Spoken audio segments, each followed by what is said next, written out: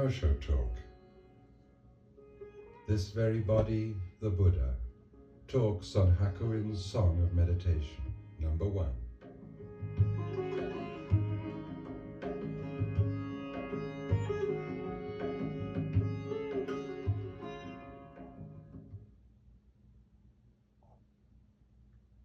Hakuin sings, all beings are from the very beginning Buddhas. It is like water and ice. Apart from water, no ice. Outside living beings, no Buddhas. Not knowing it is near, they seek it afar. What a pity. It is like one in the water who cries out for thirst. It is like the child of a rich house who has strayed away among the poor. The cause of our circling through the 6 worlds is that we are on the dark paths of ignorance.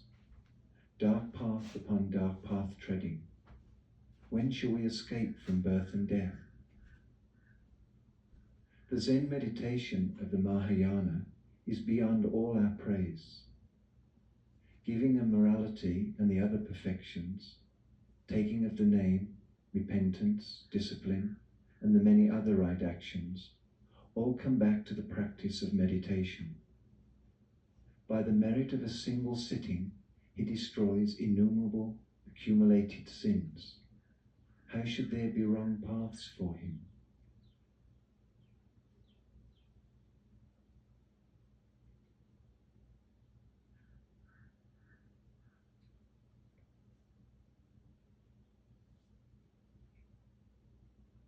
My beloved ones, I love you. Love is my message. Let it be your message too. Love is my color and my climate. To me, love is the only religion. All else is just rubbish. All else is nothing but mind-churning dreams. Love is the only substantial thing in life. All else is illusion. Let love grow in you, and God will be growing on its own account. If you miss love, you will miss God and all.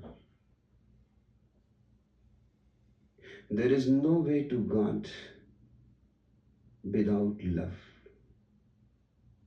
God can be forgotten. If love is remembered, God will happen as a consequence. It happens as a consequence. It is the fragrance of love and nothing else. In fact, there is no God, but only godliness. There is no person like God anywhere. Drop all childish attitudes. Don't go on searching for a father. Divineness is, God is not.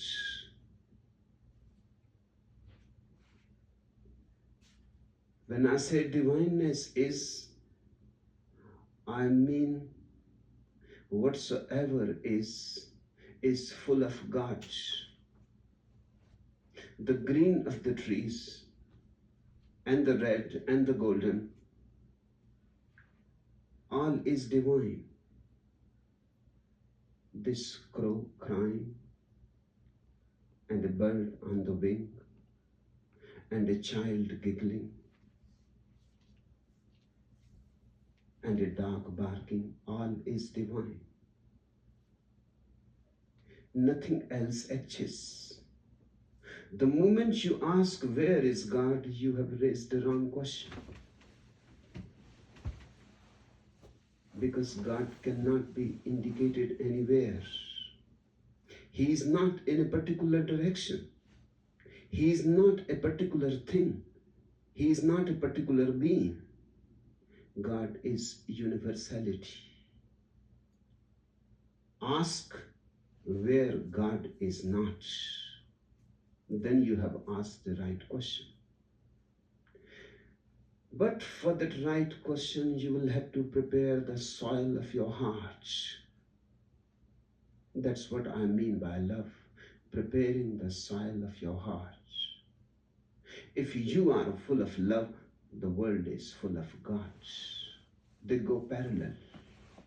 They are part of one symphony. God is the echo from the universe. When you are in love, the echo is there. When you are not in love, how can there be the echo?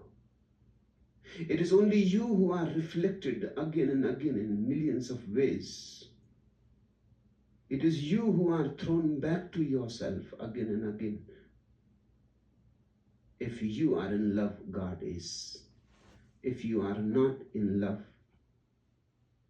then what to say about God? Even you are not.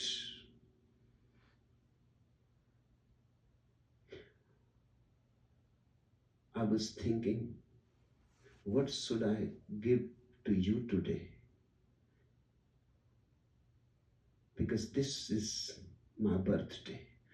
I was incarnated into this body on this day. This is the day I saw for the first time the green of the trees and the blue of the skies.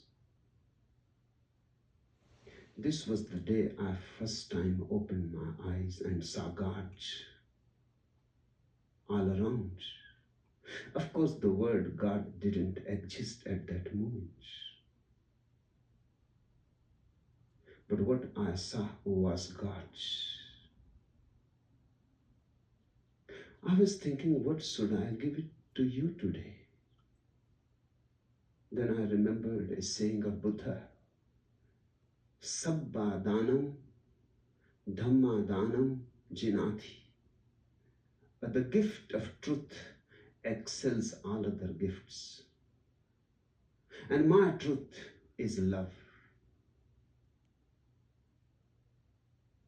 The word truth looks to me a little too dry and desert-like. I'm not in much tune with the word truth. It looks too logical. It looks too heady. It gives you the feeling of philosophy, not of religion.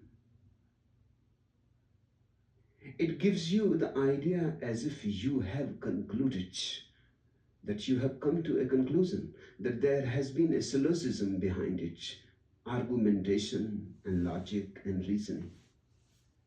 No, truth is not my word. Love is my word. Love is of the heart. Truth is partial. Only your head is involved. In love, you are involved as a totality. Your body, your mind, your soul, all are involved. Love makes you a unity. And not a union, remember, but a unity. Because in a union, those who join together remain separate. In a unity, they dissolve. They become one. They melt into each other. And that moment I call the moment of truth, when love has given you unity. First, love gives you unity in your innermost core. Then you are no more a body, no more a mind, no more a soul. You are simply one, unnamed, undefined, unclassified. No more determinate, definable.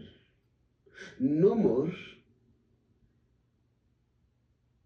comprehensible. A mystery, a joy, a surprise. a jubilation, a great celebration. First, love gives you an inner unity. And when the inner unity has happened, the second happens on its own. You are not to do anything for it. Then you start falling in unity with the whole beyond you. Then the drop disappears in the ocean, and the ocean disappears into the drop. That moment of orgasm between you and the whole, is where you become a Buddha. That moment is the moment Buddhahood is imparted to you, or better, revealed to you. You have always been that, unaware. My word is love. So I say, my beloved ones, I love you, and I would like you to fill the whole world with love. Let that be our religion. Not Christianity, not Hinduism, not Islam, not Jainism, not Buddhism, but love. Love without any adjective to it. Not Christian love, because how love can be Christian? It is so stupid. How love can be Hindu? It is ridiculous. Love is simply love. In love, you can be a Christ. In love, you can be a Buddha. But there is no Buddhist love and there is no Christian love. In love, you disappear. Your mind disappears. In love, you come to an utter relaxation. That's my teaching to you. I teach love. And there is nothing higher than love. Then I thought I should give you something beautiful on this day. And I remembered Hakuin's song of meditation. It is a very small song, but a great gift. Hakuin is one of the greatest Zen masters.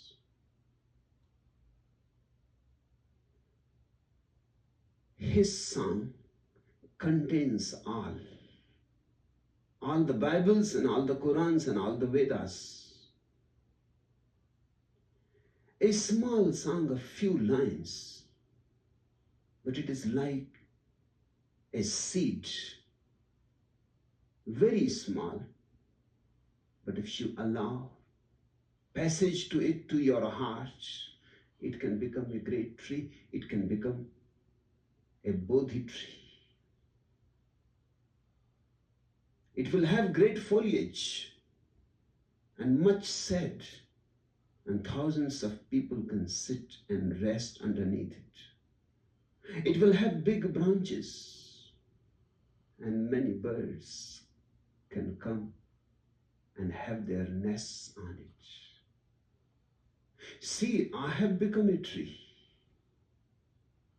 You are the people who have come to make their nests on my tree. You can also become this. Everybody should become this, because unless you become this, you will go on missing your fulfillment. Unless you become a great tree which has come to its foliage, flowers and fruits, which is fulfilled, you will remain in discontent. Anguish will go on gnawing in your heart. Misery will linger around you. Bliss will be only a word signifying nothing. God will be just gibberish. When you have fulfillment, then there is grace, and then there is God. In your fulfillment, you come to realize the benediction of existence. This is a song of meditation. Hakuin has called it song. Yes, it is a song. If meditation is without a song, it is dull and dead. It does not beat. It does not breathe. It is a song and a dance. Sing it and dance it. Just don't think upon it. Then you will miss the message. You will miss its content. You will find this song and its meaning only when you are singing and dancing. When the music of life has overtaken you, has possessed you.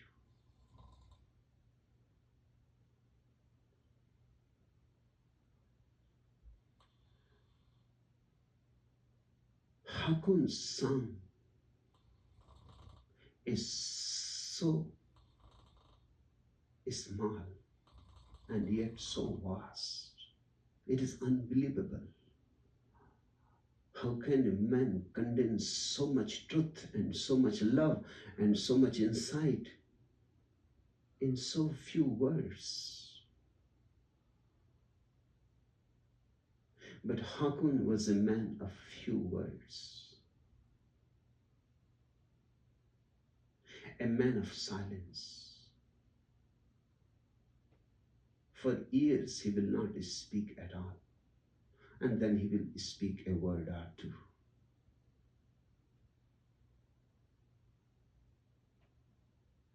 Once the Emperor of Japan has invited him to deliver a sermon in the palace, and the Queen and the King and the Prime Minister and the ministers and the high officials and the general, they all had gathered with great respect to listen. Hakuin came, stood there for a single moment, looked around and left the hall. The king was puzzled.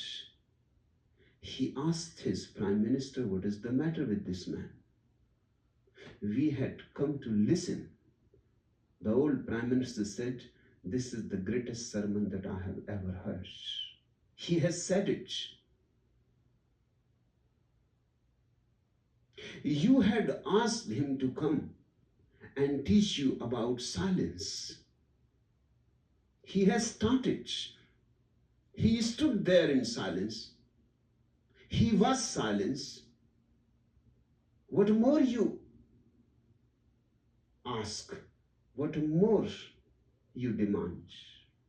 He was pure silence, standing there for those few seconds. He was utter silence. He was silence, throbbing, pulsating. But you were looking to hear some words. But about silence, nothing can be said. And all that is said about silence will be wrong. How can you say anything about silence? To say something will be falsifying it. That's why Lao Tzu says, nothing can be said about Tao. And if something is said, in the very saying of it, it has become untrue. Tao is silent. But that silence is not the silence of a cemetery. It is the silence of a garden where trees are alive, breathing, and yet there is utter silence. It is not a dead silence, it is an alive silence. Hence, he has called it the song of meditation.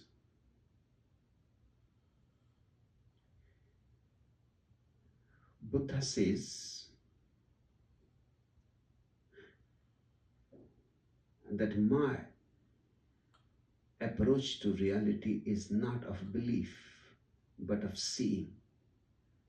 His religion has been qualified as ihi passika, come and see. not as come and believe. Buddha says, come and see. Ihi passika. It is here present. You just come and see. He does not require you to believe. He's the only greatest teacher in the world who dropped belief. And with dropping belief, he transformed religion from a very lower, childish stature to a very mature thing. With Buddha, religion became young. Otherwise, it was childish. It was a kind of belief. Belief is superstition.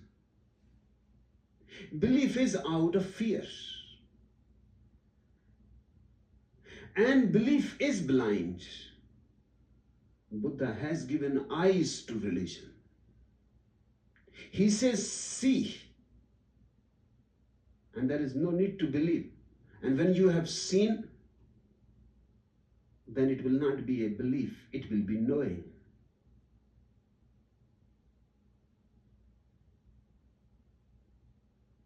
In this song of Hakuin, you will see the way of seeing. How to open the eyes.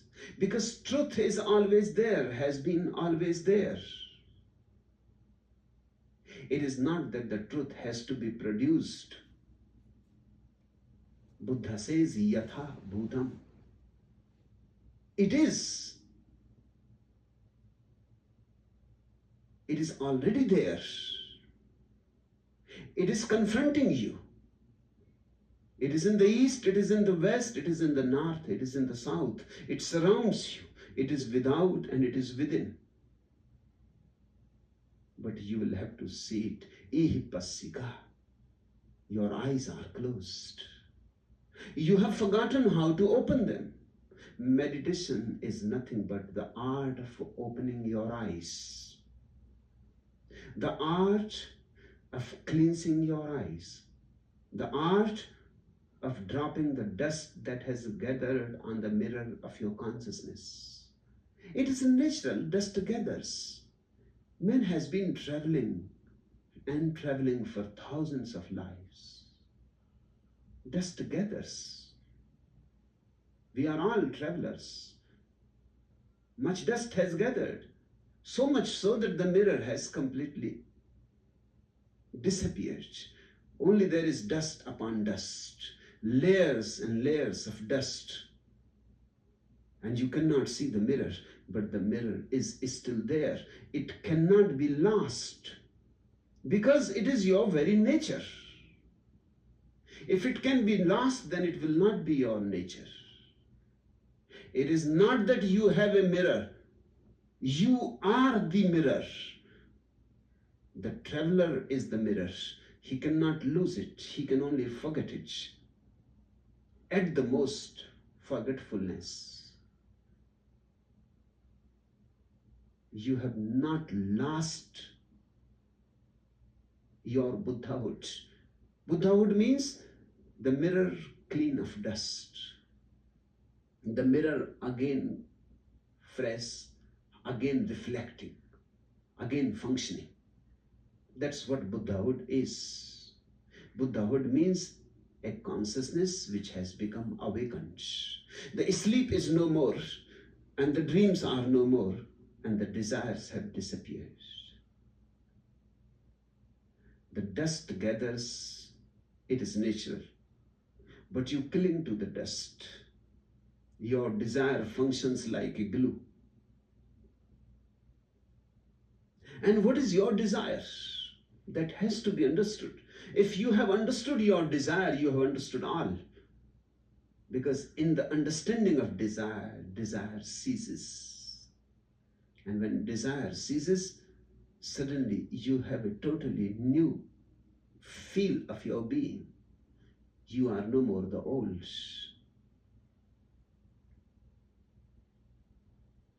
What is the desire? What you are searching? What you are seeking? Happiness.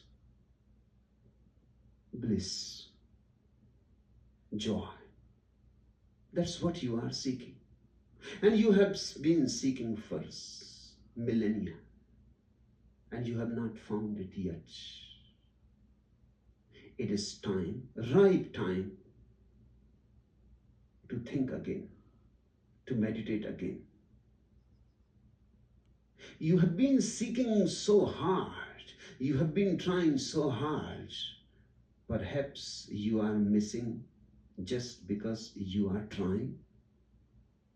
Maybe it is trying that keeps you away from happiness. Let us think over it, brood over it. Give a little pause to your search.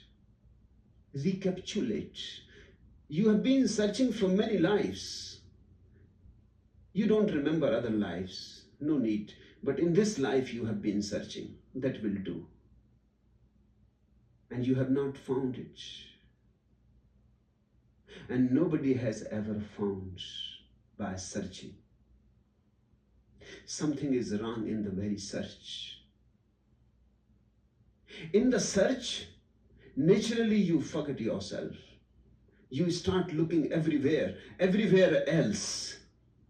You look to the north and to the east and to the west and to the south and in the sky and underneath the seas, and you go on searching everywhere. And the search becomes more and more desperate, because the more and more you search and you don't find, great anxiety arises. Am I going to make it this time, or again I'm going to miss it? More and more desperation, more and more misery, more and more madness. You go nuts. And the happiness remains as far away as ever. In fact, it recedes farther away from you. The more you search, the less is the possibility to get it, because it is inside you. Happiness is the function of your consciousness when it is awake. Unhappiness is the function of your consciousness when it is asleep. Unconsciousness is your mirror burdened with great dust and luggage and past. Happiness is when the burden has been dropped and the mirror has been found again. And again your mirror can reflect the trees and the sun and the sand and the sea and the stars. When you have again become innocent, when you again have the eyes of a child. In that clarity, you are happy. I was reading a few lines of Michael Adams. They are beautiful. Perhaps trying even makes for unhappiness. Perhaps all the din of my desiring has kept the strange bird from my soldiers. I have tried so long and so loud after happiness. I have looked so far and wide. I have always imagined that happiness was an island in the river. Perhaps it is the river. I have thought happiness to be the name of an inn at the end of the road. Perhaps it is the road. I have believed that happiness was always tomorrow and tomorrow and tomorrow. Perhaps it is here. Perhaps it is now. I have looked everywhere else. So, here and now. But here and now is clearly unhappiness. Perhaps then no such thing as happiness. Perhaps happiness exists not. It is just a dream created by an unhappy mind. Certainly, it cannot be as I unhappily imagine it. Here and now, there is not happiness, so happiness is not. I need not therefore waste myself on what is not. I can forget about happiness then. I can cease to care and instead concern myself with something that I do know, can feel, and fully experience. Happiness is an ideal dream. Now it is morning. I can awaken and stay with unhappiness, with what is real under the sun this moment. And now I see how much of my unhappiness came from trying to be happy. Even I can see that trying is unhappiness. Happiness does not try. At last I am here and now. At last I am what I am. I am unpretending, at ease. I am unhappy. So what? But is this what I ran from? Is this really unhappiness? Think over it. Meditate over it. And when I cease to try to be happy or anything else, when I do not seek anymore, when I do not care to go anywhere, get anything, then it seems I am already arrived in a strange place. I am here and now. When I see that I can do nothing, that all my doing is the same dream, in the moment that I see this, my mind, the old dreamer and wanderer, is for the moment still and present, naturally.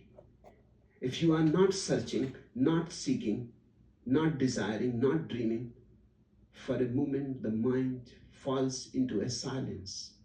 It is still. There is nothing to hanker about, nothing to make fuss about, nothing to expect and nothing to be frustrated about. For a moment, the mind stops. It's constant chasing. In that moment of stillness, you are in a strange place. You are in a strange space, unknown, never known before. A new door has opened. For the moment, the mind is still and present. For the moment, here and now, the real world shows and see. Here and now is already and always all that I had sought and striven after elsewhere and apart. More than that, I have hunted after shadows.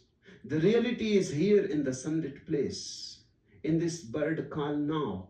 It was my seeking after reality that took me from it.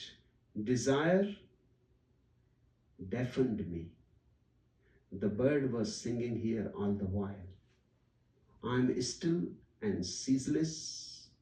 I am still and careless to find happiness. Then happiness, it seems, is able to find me. It is if I am truly still as death. If I am thoroughly dead, here and now, happiness suddenly jumps upon you. When desire disappears, happiness appears. When the striving is no more, for the first time you see who you are.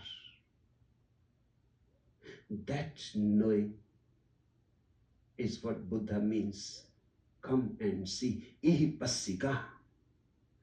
From where he is calling you, come and see. He is calling you from your desires. You have gone far away from your home.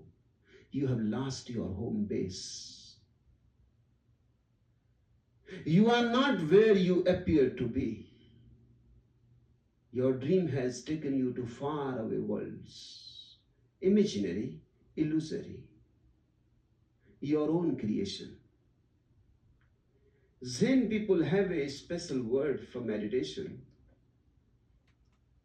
They call it fuso.